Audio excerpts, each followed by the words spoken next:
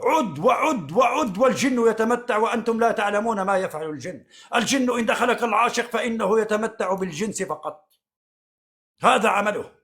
أما عمل خادم السحر فإنه يعمل على تشويه الجمال، يعمل على تعطيل الأعمال، يعمل على إنزال الجنين، يعمل على تعطيل الزواج، هذا هو السحر.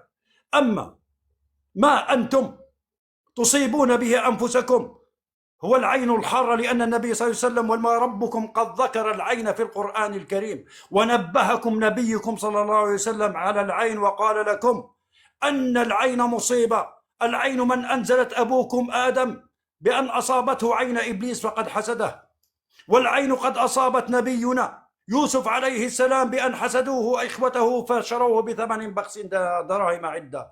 والعين قد سبقت بعد آدم عليه السلام أن قتل قابيل أخاه هابيل حسدا له.